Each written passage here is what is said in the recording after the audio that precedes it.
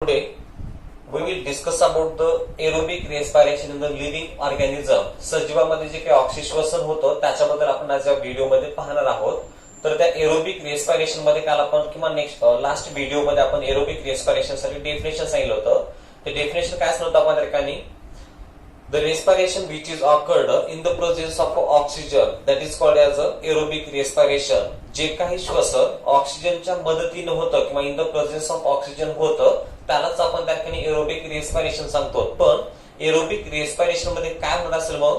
In the aerobic respiration glucose is oxidised by the following 3 steps वगैरे सांगता येईल.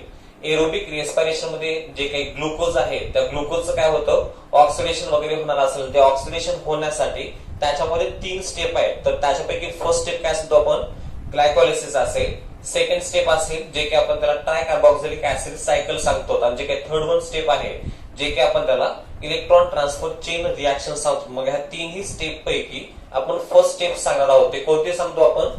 Glycolysis. First step आहे glycolysis. त्याच्यामधला फर्स्ट पॉइंट आहे मग the process of glycolysis that can be occurred in the cytoplasm of the cell. The process of glycolysis that can be occurred in the cytoplasm of the cell. पेशीमध्ये जे काही पेशीद्रव्य असेल किंवा पेशीमध्ये असणारे जे काही सायटोप्लाझम आहे त्या सायटोप्लाझम मध्ये कोणती प्रोसेस होणार असेल? ग्लायकोलायसिस प्रोसेस होते. आणि परत a molecule of glucose is oxidised step by step in this process and the two molecules of each, that is the pyruvic acid ATP, NADH2 and water molecules are formed वगैरे सांगता येईल. Cytoplasm मध्ये जे काही glucose वगैरे असेल त्या ग्लुकोजचं त्या ठिकाणी काय होणार असेल? ऑक्सिडेशन वगैरे होतं. आणि ते ऑक्सिडेशन झाल्यानंतर त्याच्यापासून प्रत्येकी 2 मॉलिक्यूल तयार होतात किंवा 2 रेणू तयार होतात. पण ते 2 रेणू कशाच तयार होत असणार की मग that is the pyruvic acid ATP, NADH2 and water molecule.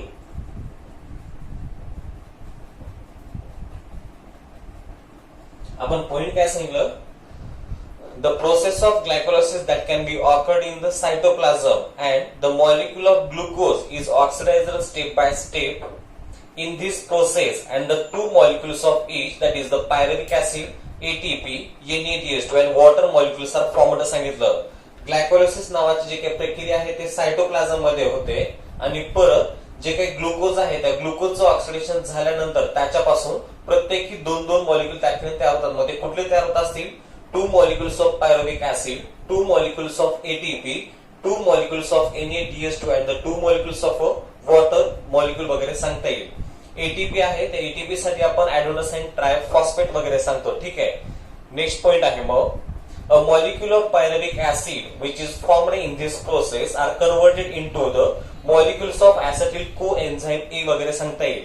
ज्यावेळेस ग्लुकोजचं ऑक्सिडेशन होतं ग्लुकोजचं ऑक्सिडेशन झाल्यानंतर त्यातून फॉर्मेशन काय असेल आपण pyruvic acid वगैरे असेल. आणि याच pyruvic acidचं कन्व्हर्जन परत कशामध्ये होणार असेल? The pyruvic acid which is formed in the glycolysis process get converted into the acetyl coenzyme A, that can be converted into the acetyl coenzyme A. याच्यामध्ये त्या ठिकाणी कन्व्हर्जन वगैरे होतं. तर the 2 molecules of NADH2 and the 2 molecules of carbon dioxide are released during this process. म्हणजे pyruvic ऍसिडचं conversion ज्यावेळेस ऍसिटिल coenzyme ए मध्ये होतं त्यावेळेस त्या ठिकाणी NADH2 आणि CO2 चे 2 मॉलिक्यूल रिलीज होतात. NADH2 and CO2. या ठिकाणी आपण आता पॉइंट काय सांगितलं? when pyruvic acid get converted into the acetyl coenzyme A, then during this process the 2 molecules of NADH2 and the 2 molecules of carbon dioxide molecules are released वगैरे सांगता येईल. तर परत हे झालं आपलं ग्लायकोलायसिस प्रोसेस. तर सेकंड वन जे काही स्टेप आहे त्या सेकंड वन स्टेप आपण कुठले सांगितलं होतं?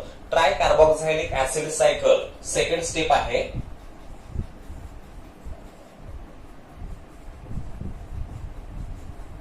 ट्रायकार्बॉक्झिलिक ऍसिड सायकल. सेकंड स्टेप आहे ट्रायकार्बॉक्झिलिक ऍसिड सायकल वगैरे असेल. ठीक आहे. हे ट्रायकार्बॉक्झिलिक ऍसिड सायकल आहे त्याच्यामध्ये काय होणार असेल त्याच्याबद्दल आपल्याला पाहायचं आहे. तर त्याच्यामधला फर्स्ट पॉइंट आहे मग molecules of acetyl coenzyme A enters the mitochondria सांगितलं. या ठिकाणी जे काही ऍसिटिल कोएन्झाइम ए असेल, ठीक आहे, ऍसिटिल कोएन्झाइम ए याचे जे काही दोन मॉलिक्यूल वगैरे आहेत, हे दोन्ही मॉलिक्यूल कशामध्ये एंटर होत असेल, त्या ठिकाणी माइटोकॉन्ड्रिया वगैरे असेल.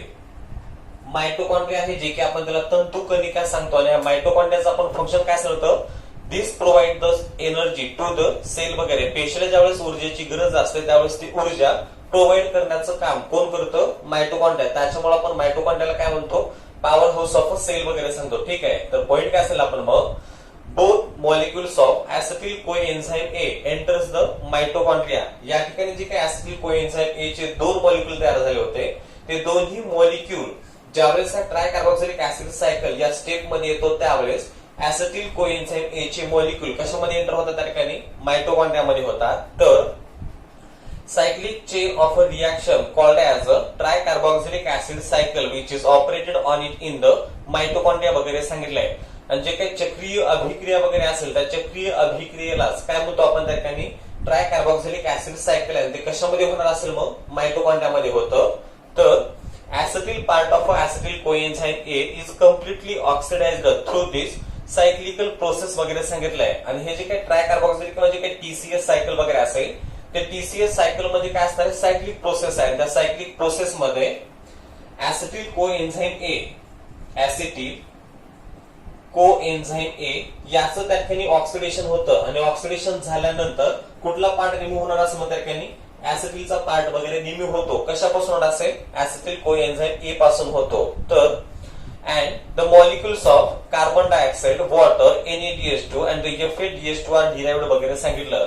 पॉइंट काय बघा, when the molecules of acetyl coenzyme A undergoes the oxidation process then it releases the acetyl वगैरे सांगता येईल from the acetyl coenzyme A.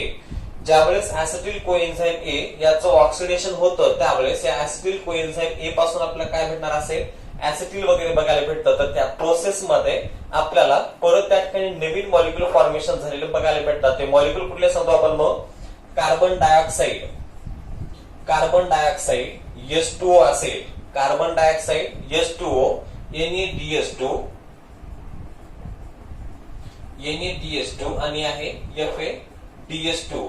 हे NaDH2 आणि जे काही FADH2 आहेत ते दोन्ही काय असणार आहेत, एन्झाइम्स वगैरे. Step of the glucose oxidation in the aerobic respiration that is the electron transfer chain reaction आहे. याच्या अगोदर आपण दोन स्टेप पाहिल्या. फर्स्ट स्टेप सांगितलं आपण ग्लायकोलायसिस, सेकंड स्टेप आहे ते आपण त्यात ट्रायकार्बोक्सिलिक ऍसिड सायकल सांगितलं. आणि जे काही थर्ड वन स्टेप आहे ते थर्ड वन स्टेप काय म्हणतो आपण, इलेक्ट्रॉन ट्रान्सफर चेन रिएक्शन. तर पॉइंट काय असतं मग त्यामध्ये, first the molecules of NaDH2 and FADH2 formed during all the above process participate in the electron transfer chain reaction. आणि आपण आता सेकंड स्टेप मध्ये काय सांगितलं होतं, या ठिकाणी सेकंड स्टेप आहे ट्रायकार्बोक्सिलिक ऍसिड सायकल.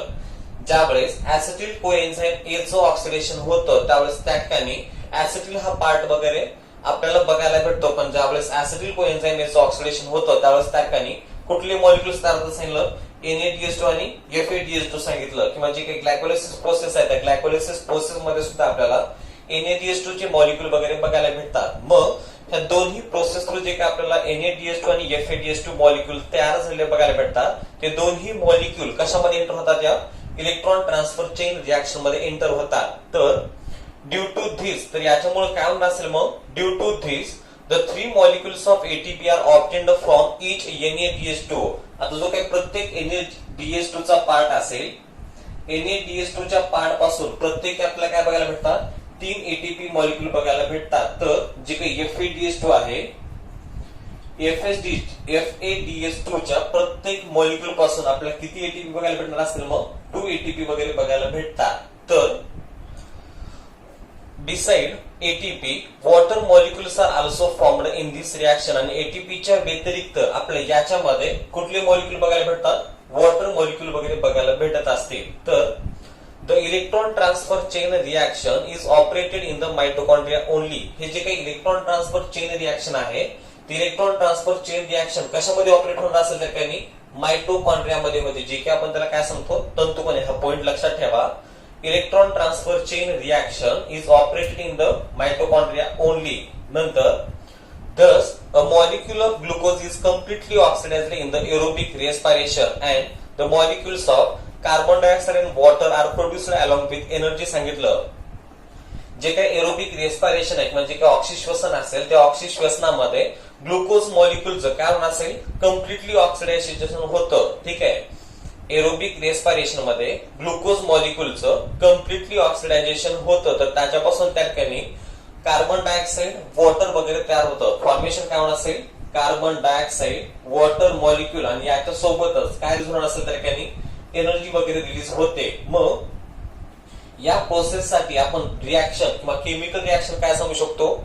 आपण या पॉइंट मध्ये ग्लुकोजचं ऑक्सिडेशन करतोय पण ग्लुकोजचं ऑक्सिडेशन कशा प्रकारे करतोय एरोबिक रेस्पिरेशन. याचा अर्थ ग्लुकोजचं ऑक्सिडेशन होण्यासाठी त्या ठिकाणी कशाची गरज असणार आहे ऑक्सिजनची गरज असेल. ठीक आहे. मग केमिकल रिएक्शन काय असणार आपल्याला C6H12O6 that is the molecular formula of glucose C6H12O6 plus 6O2 molecule. आपण या ठिकाणी 6O2 मॉलिक्यूल कशामुळे घेतलोय कारण एरोबिक रेस्पिरेशन ग्लुकोजचं करतोय. एरोबिक रेस्पिरेशन मध्ये ग्लुकोजचं ऑक्सिडेशन करतोय आणि ऑक्सिडेशन आपण कशाला म्हणतो ते लास्ट व्हिडिओ मध्ये डेफिनेशन सांगितलं होतं. मग रिएक्शन काय असेल त्याची chemical reaction 6CO2H12O6 plus 6O2 arrow 6CO2 plus 6H2 आणि प्लस त्या ठिकाणी रिलीज काय होणार असेल एनर्जी वगैरे रिलीज होणार असेल तो पॉइंट आपल्याला सांगता येईल. ठीक आहे. ह्या झाल्या 3 स्टेप किंवा ह्या 3 स्टेप मध्ये ग्लुकोजचं ऑक्सिडेशन वगैरे कम्प्लिटली झालेलं आहे. एरोबिक रेस्पिरेशन मध्ये ग्लुकोजचं काय होतं ठिकाणी कम्प्लिटली ऑक्सिडेशन वगैरे होतं. तर नेक्स्ट वन पॉइंट आहे आपला मग if there is a insufficient amount of carbohydrate in the body due to the exceptional condition like the fasting and hunger then lipid and proteins are used for energy production सांगितलं. या ठिकाणी आपण fasting आणि hunger वगैरे सांगतोय एक तर ते उपासमार आणि त्या ठिकाणी काय असेल उपोषण वगैरे असेल. तर या कंडिशन मध्ये काय होत सांगितलं मग आपल्याला if there is a insufficient amount of carbohydrate in the body due to the exceptional conditions like the faster and hunger उपोषण असेल आणि उपासमार या दोन्ही अपवादात्मक परिस्थितीमध्ये जर आपल्या शरीरामधलं कार्बोहायड्रेटचं जर प्रमाण वगैरे कमी झालं असेल तर काय होतं मग the lipids and proteins are used for the energy production. उपासमार आणि उपोषण ह्या दोन वेगवेगळ्या परिस्थितीमध्ये आपल्या शरीरामधले कार्बोहायड्रेटचं जर प्रमाण कमी झालं असेल तर लिपिड आणि प्रोटीन त्या ठिकाणी काय करतात मग एनर्जी प्रोडक्शन करतात म्हणजे आपल्या शरीराला त्या ठिकाणी ऊर्जा देण्याचं कार्य वगैरे करतात. नंतर in case of lipid they are converted into the fatty acid whereas the protein are converted into the amino acid. हे जे काही कंडिशन सांगितलं आपण आपल्या बॉडीमध्ये जर कार्बोहायड्रेटचा पर्सेंटेज जर कमी झाला असेल तर लिपिड आणि प्रोटीनचा उपयोग कशासाठी होतो एनर्जी प्रोडक्शन साठी होते. पण एनर्जी प्रोडक्शन होत असताना जे काही लिपिड आहे त्या लिपिडचं कन्व्हर्जन कशामध्ये होतं फॅटी ऍसिड मध्ये होतं आणि जे काही प्रोटीन आहे त्याचं कन्व्हर्जन कशामध्ये होणार असेल अमायनो ऍसिड मध्ये होतं. Fatty acid and amino acid are converted into acetyl coenzyme A आणि जे काही कन्व्हर्जन झालेलं फॅटी ऍसिड आणि अमायनो ऍसिड आहे ह्या दोन्ही फॅक्टरचं परत कन्व्हर्जन कशामध्ये होतं acetyl coenzyme A मध्ये होतं and the energy is obtained through the complete oxidation of acetyl coenzyme A by the process of Krebs cycle in the mitochondria. आता आपण पॉइंट काय सांगितलं फॅटी ऍसिड आणि अमायनो ऍसिड ह्या दोन्ही फॅक्टरचं कन्व्हर्जन कशामध्ये होतं ऍसिटिल कोएन्झाइम ए मध्ये होतं. ज्यावेळेस ऍसिटिल कोएन्झाइम ए मध्ये होणार असेल त्यावेळेस त्या ऍसिटिल कोएन्झाइम ए चं काय होतं कम्प्लिटली ऑक्सिडेशन होतं पण ती प्रोसेस कशामध्ये होणार असेल मायटोकॉन्ड्रियामध्ये होणार असेल तो पॉइंट. नेक्स्ट पॉइंट आहे तो एटीपी वगैरे सांगतो आपण. एटीपी आहे त्यासाठी आपण फुल फॉर्म काय सांगतो ॲडेनोसाइन ट्रायफॉस्फेट सांगतो. तर त्याच्यामधला फर्स्ट पॉइंट काय असेल का मग adenosine triphosphate is the energy rich molecule and the energy stored in the bond by which phosphate groups are attached to each other सांगितलं. हा जो काही एटीपी चा मॉलिक्यूल आहे तो एटीपी चा मॉलिक्यूल कसा असणार आहे एनर्जी रिच मॉलिक्यूल म्हणजे ऊर्जेने संपृक्त अशा स्वरूपाचा तो रेणू आहे आणि जे काही फॉस्फेट ग्रुप एकमेकांना ज्या काही बॉन्ड्स वगैरे जोडले त्या बॉन्ड्स मध्येच काय केलं जातं एनर्जी वगैरे स्टोअर केली जाते. ठीक आहे. पॉइंट काय असेल आपण ATP is the energy rich molecule. ATP हा एक ऊर्जेने संपृक्त असणारा असा एक रेणू आहे and the energy stored in the bond by which phosphate group are attach to each other. जे काही फॉस्फेट ग्रुप आहे ते फॉस्फेट ग्रुप एकमेकांना जोडण्यासाठी जो काही बॉन्ड वापरला जातो किंवा जो काही बंध वापरला जातो त्या बॉन्ड्स मध्येच काय केले जाते एनर्जी वगैरे स्टोअर केली जाते. नंतर these molecules are stored in the cells as per the need सांगितलं. आणि हे जे काही एटीपीचे मॉलिक्यूल वगैरे आहेत ते एटीपीचे मॉलिक्यूल काय केलं जातं, पेशीमध्ये गरजेनुसार साठवून ठेवले जातात. तर chemically ATP is triphosphate molecule which is formed from the adenosine ribonucleoside सांगितलं. रासायनिक दृष्ट्या जे काही एटीपी आहे ते एटीपी म्हणजे काय असणार आहे, ऍडेनोसाइन रायबोन्यूक्लियोसाइड या रेणूपासून तयार होणारा ट्रायफॉस्फेटचा हा एक मॉलिक्यूल वगैरे आहे. तर हे जे काही एटीपी आहे त्या एटीपी मध्ये कुठल्या घटकाचा समावेश सांगतो आपण मग, it contain the nitrogenous compound that is the adenine. ATP आहे त्याच्यामध्ये नायट्रोजिनियस कंपाऊंड आहे तो कुठला सांगतो आपण, ऍडेनाइन आहे.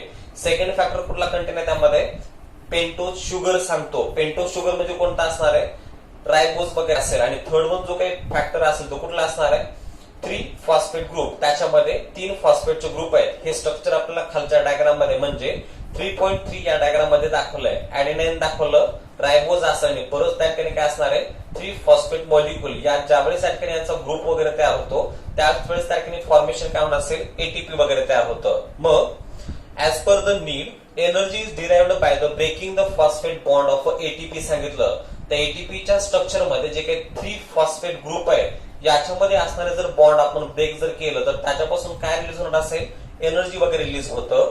Therefore, ATP is called as the energy currency of the cell. त्याच्यामुळं एटीपीला पेशीचं काय म्हणतो आपण त्या ठिकाणी, ऊर्जेचं